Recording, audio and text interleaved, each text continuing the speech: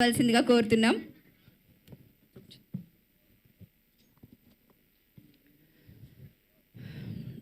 సభకి నమస్కారం.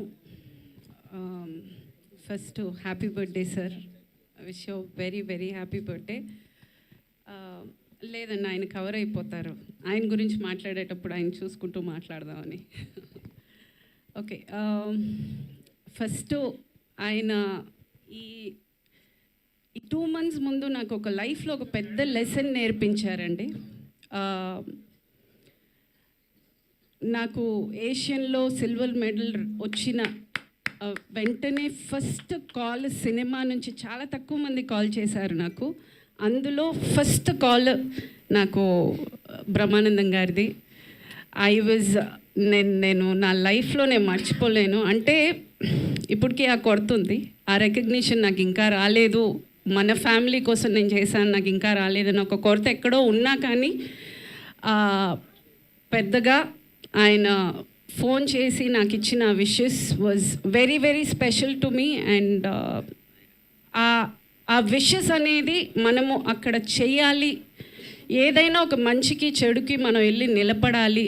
అది ఆ మనిషికి ఎంత అవసరం అవుతుందనే ఆ చిన్న లాజిక్ నాకు నిజంగా ఇన్నేళ్ళు నాకు తెలియదు. నేను చాలా దూరంగా ఉంటాను మీడియాకి, మనుషులకి, ఈవెంట్స్కి, ప్రతిదానికి. బట్ మీరు తెలుసో తెలియకో నాకు అది నేర్పించారు అని చెప్పచ్చు. Because I feel how important it is. ఆ ఒక్క మాట ఎంత స్ఫూర్తినిస్తుంది, ఎంత ఎంకరేజ్ చేస్తుంది అనేది నేను ఆ మాటలో నేర్చుకున్నాను. So I'm truly blessed sir with your wishes. And అంతే, విచ్చేసిన అందరికీ thank you. Wish you very happy birthday sir. Thank you ma'am, thank you so much. మీ మాటల్లోనే మీకు ఆయనకి ఉన్న అనుబంధం ఎటువంటిది అన్నాము.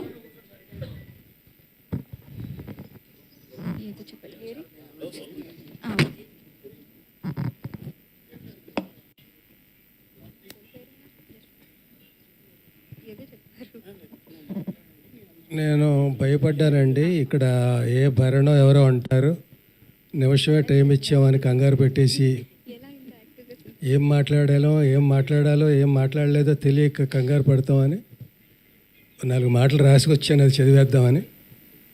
అది చదవడానికి ముందు ఏం మాట్లాడగలనో ప్రయత్నిస్తాను. ఇక్కడ ఎవరు లేరు, భరణలు లేరు కాబట్టి ఇంకా రాలేదు.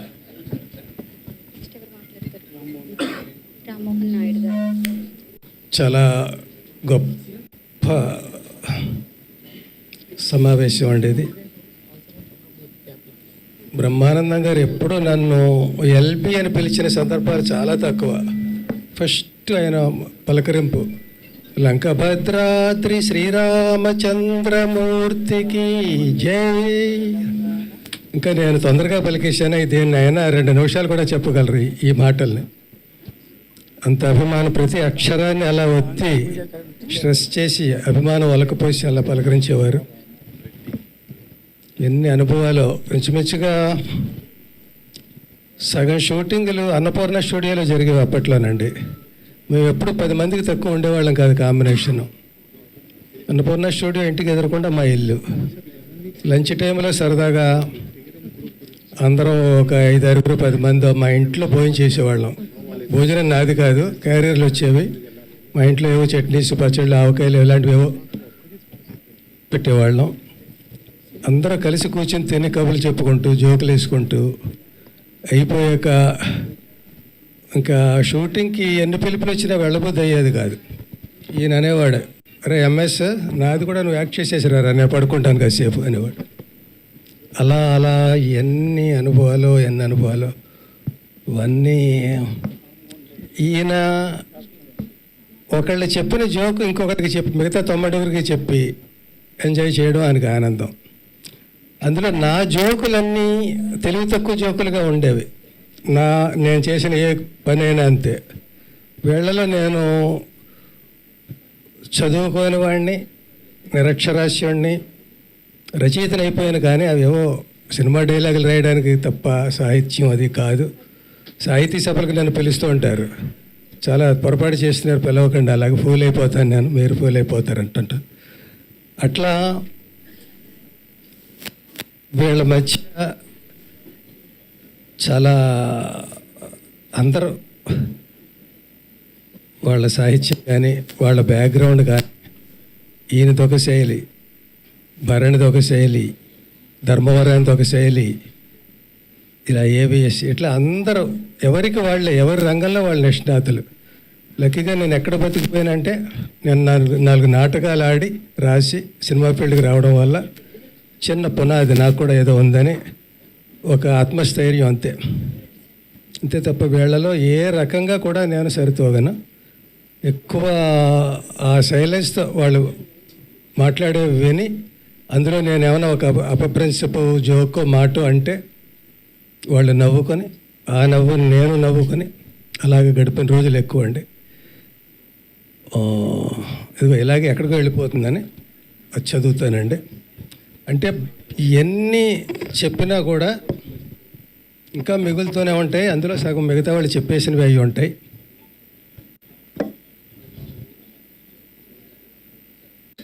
దయచేసి ఎవరు స్క్రిప్ట్ ఇవ్వలేదు, నేనే రాసుకొచ్చాను రైటర్ని కాబట్టి నేను రాసింది నేనే చదవాలి. అయితే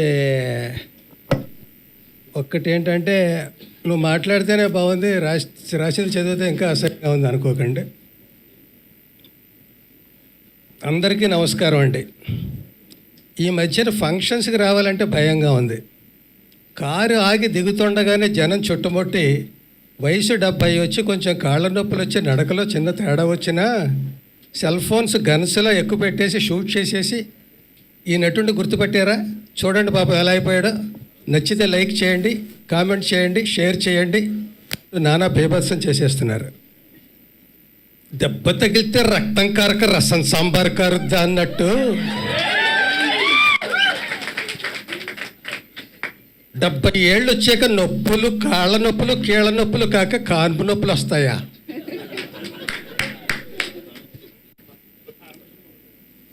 అందరూ బ్రహ్మానందం గారు అయిపోతే హాస్యం బ్రహ్మ పదార్థం అయిపోదు.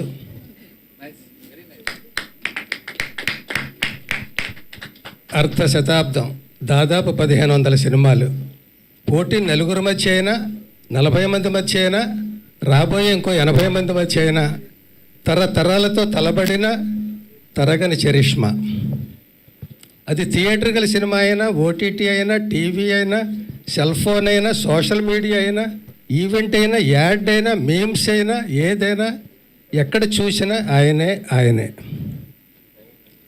ఆయనతో నటించని నటుడు లేడు, ఆయన నటించని సినిమా లేదు, ఆయన నటించని పాత్ర లేదు, అసలు ఆయన నటించక్కర్లేదు, అసలు ఏం చెయ్యక్కర్లేదు, ఆయన కనిపించక్కర్లేదు, జస్ట్ ఆయన గుర్తొస్తే చాలు నవ్వు వచ్చేస్తుంది.